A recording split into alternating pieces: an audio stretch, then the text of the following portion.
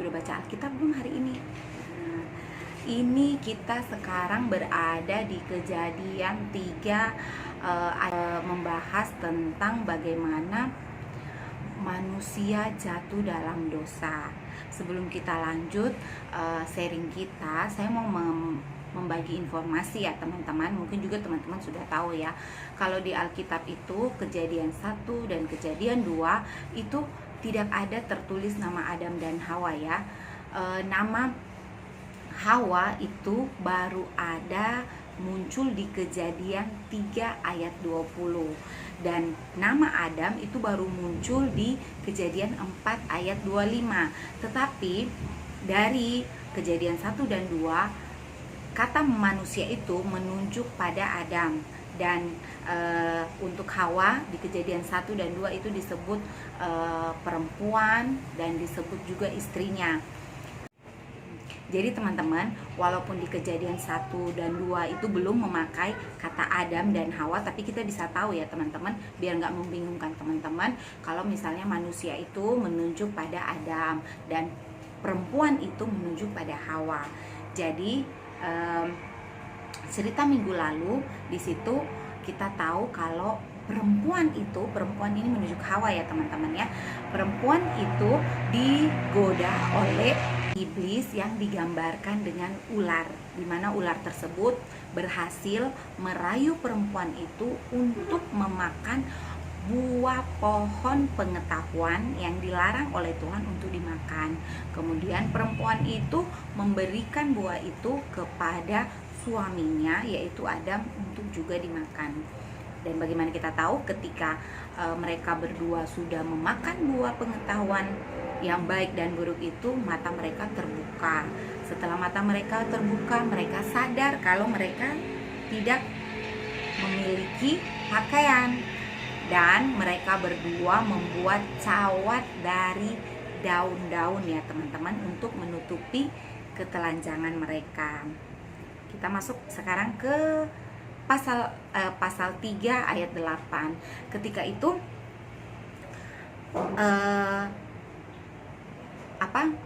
manusia itu mendengar suara langkah kaki.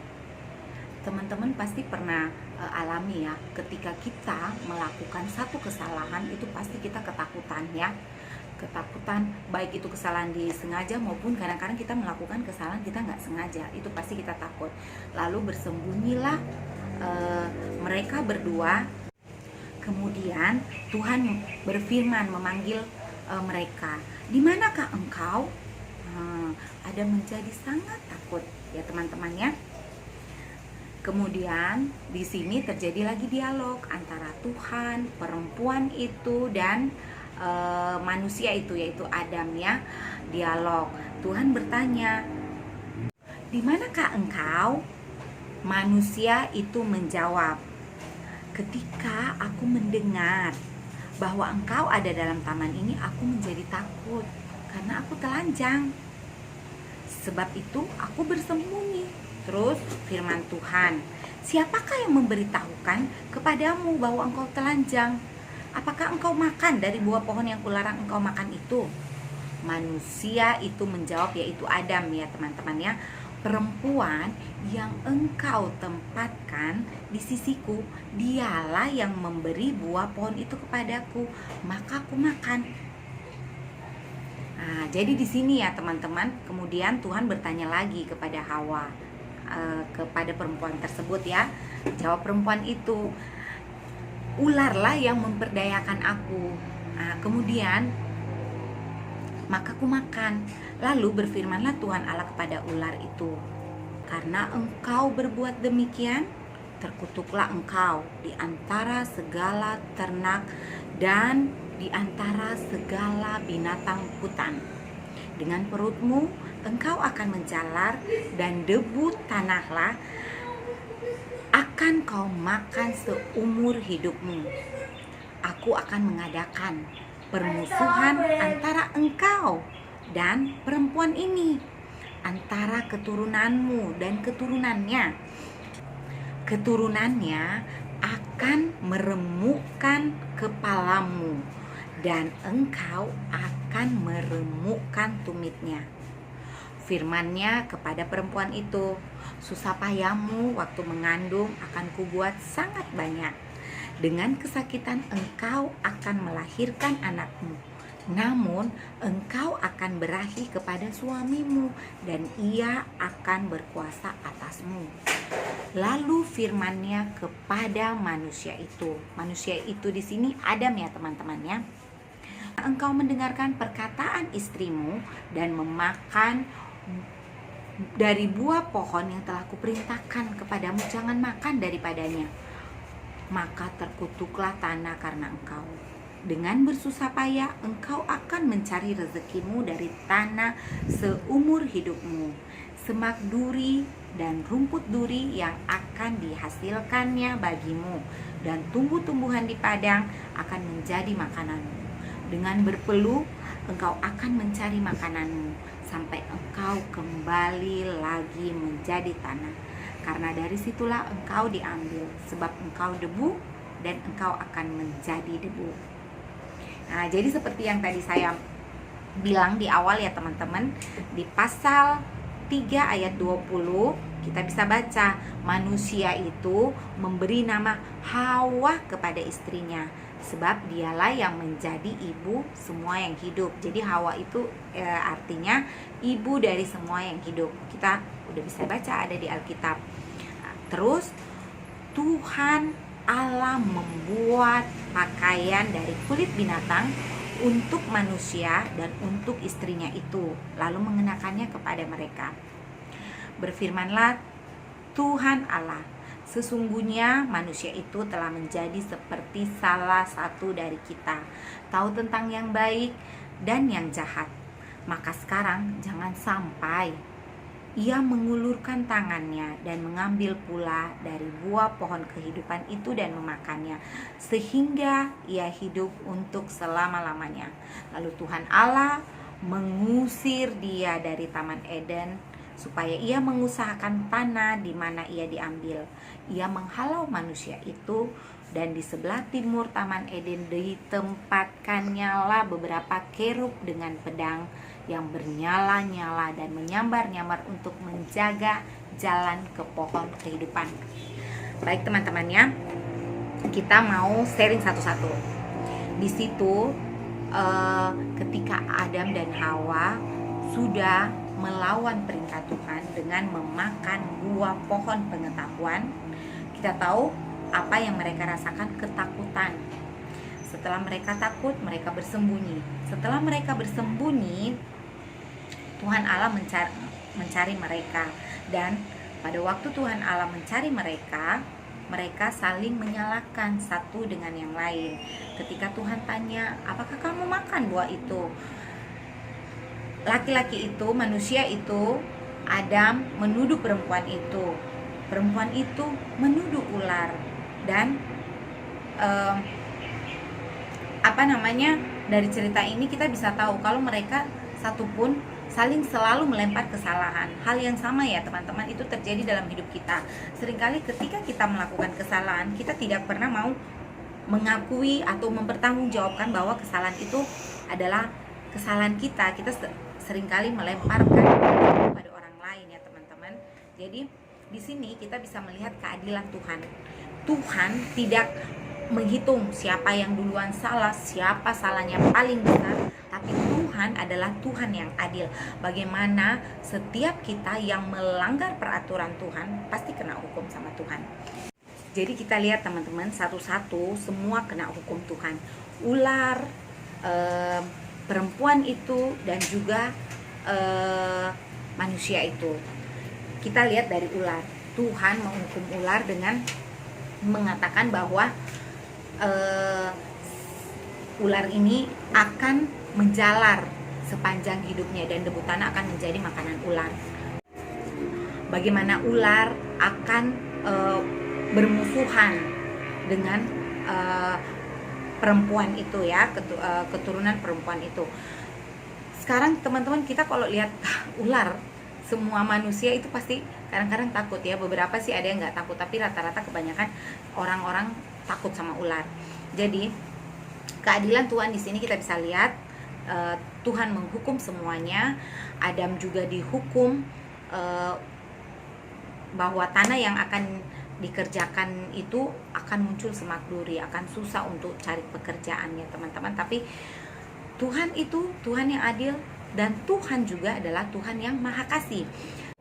Ketika dia menghukum manusia, menghukum perempuan, menghukum ular, Tuhan menyediakan satu penolong buat kita umat manusia. Apa Tuhan bilang? Keturunan perempuan ini akan meremukkan kepalamu. Nah, jadi teman-teman, siapakah keturunan perempuan itu? Beberapa waktu lalu ya teman-teman, saya ada mendengar khotbah dari Bapak Stephen Tong. Itu Pak Tong ada bilang, ini ya teman-teman mungkin boleh baca ya.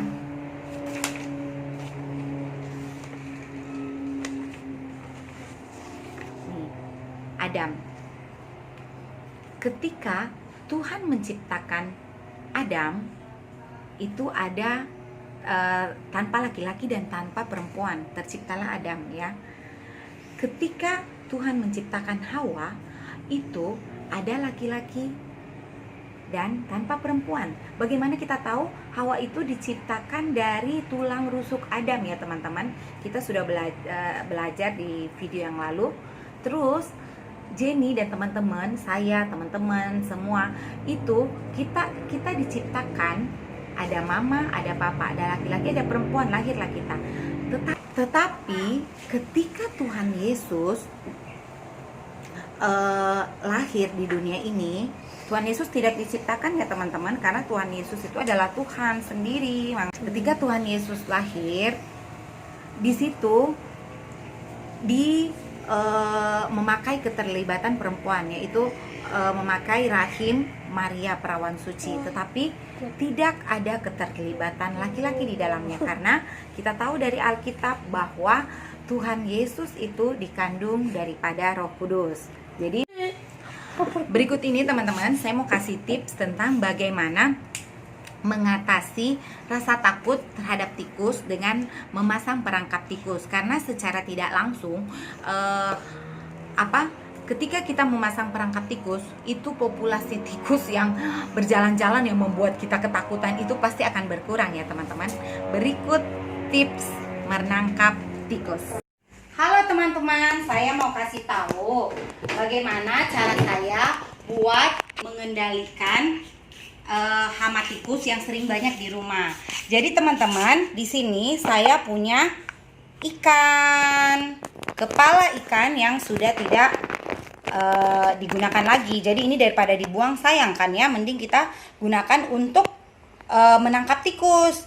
Jadi kita nggak perlu membeli bahan-bahan kimia lain. Karena apa? Seringkali bahan-bahan kimia itu nggak bagus buat hewan lain. Tujuan kita biasa kan mau tangkap tikus, tetapi karena itu umpan kita letakkan begitu saja, seringkali dimakan sama binatang lain seperti kucing. Itu kan sayang.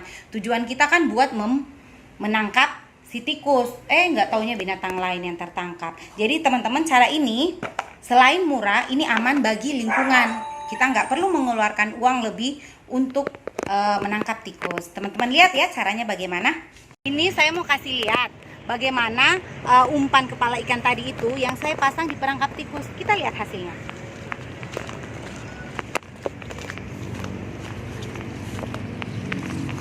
Nih teman-teman, dapat tikusnya gede.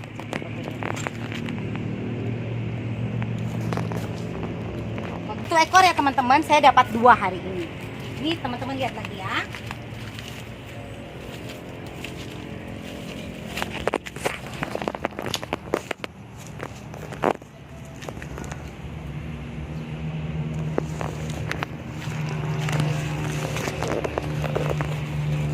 Cara ini teman-teman boleh praktekkan di rumah ya.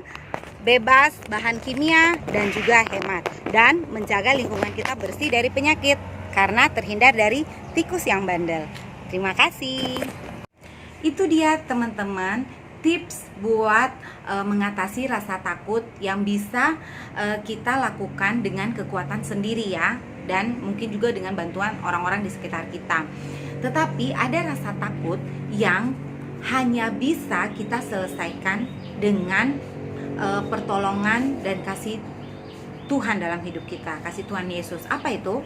Rasa takut terhadap hukuman dari dosa yang kita perbuat.